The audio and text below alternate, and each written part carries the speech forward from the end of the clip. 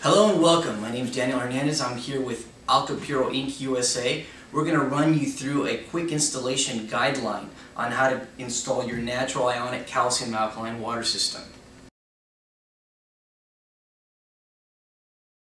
Here are a few tools you're going to need in order to install your Alka Puro system.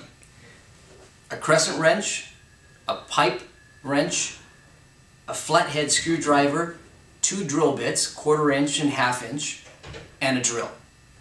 Before we get started with the installation, let's go through some of the parts that come inside your Alka Puro system. With your Alka Puro system, you will receive your faucet hardware, on-off valve for your storage tank, your hex nut adapter, your drain adapter hardware, and your filter housing removal tool. Let's get started with the install. Let's locate your cold water source that's usually located underneath your sink. What you want to do is start by turning off that valve, and basically once you've turned it off, disconnect the hose that's going to it. Once you do that, you're going to replace in that section the hex valve adapter. Once you've put that hex valve adapter in there, go ahead and reconnect the hose you disconnected. Now that we've installed the hex feed adapter, what you want to do is locate your red line, which is your in-feed line for your system.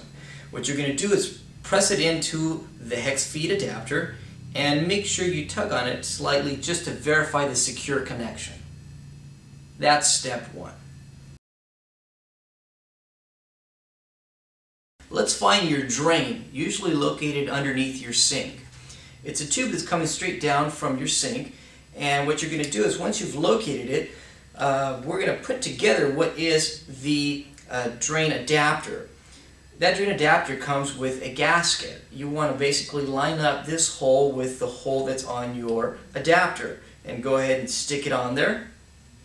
Once you've done that, you're going to take both of the screws, as we see here in the picture, and basically tighten it up, making sure you have room to be able to drill inside that hole with your 1/4 inch drill bit.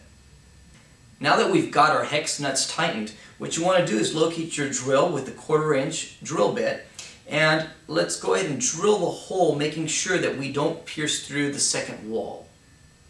What you want to do is basically take your yellow line and go ahead and slightly push it in there, making sure you're right up against the hole you just drilled, and go ahead and tighten it just like this.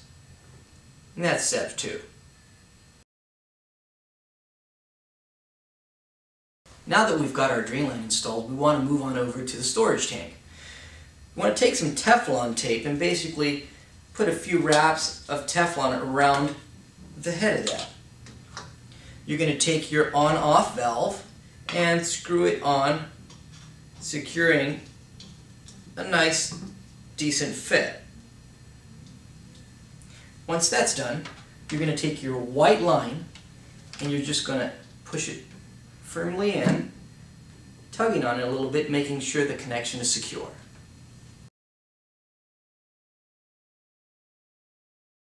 Let's move on over to your faucet installation. Once you've found a suitable location on your kitchen countertop, usually located next to your kitchen faucet, you're going to take a drill with a 1/2 inch drill bit and drill a hole through there. Once you've drilled that hole, what you're going to do is take your faucet mounting hardware and basically set it up on your faucet as so. You're going to run the faucet and the blue tubing through that hole you've drilled, and then applying the rest of the hardware to secure the faucet on your countertop. Once you've made sure that your faucet is secure to your countertop, you want to take your blue tubing and basically insert it into your top filter on your system, making sure that it is securely connected. Now that we're finished with the installation, before we supply water to the system, we want to verify that these valves are on. When the valve is on, it will run parallel to the line.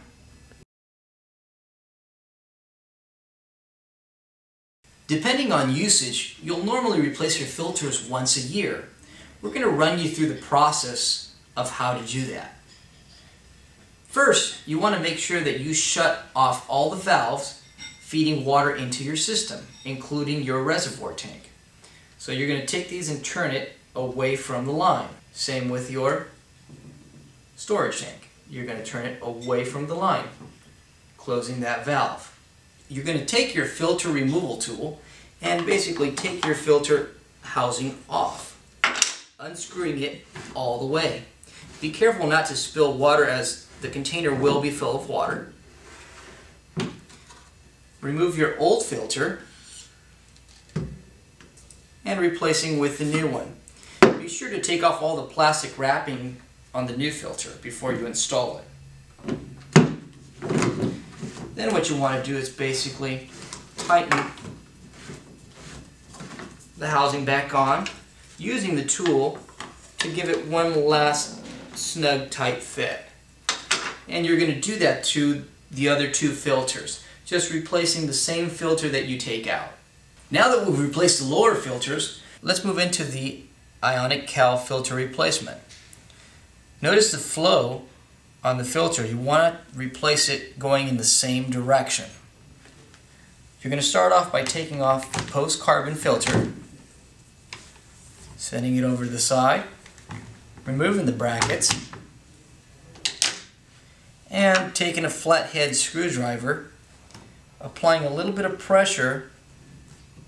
You kind of have to hold it with both hands and pulling out at the same time. So you're pushing towards the valve and sliding it out at the same time. You're going to take it off. You're going to replace it with the new one.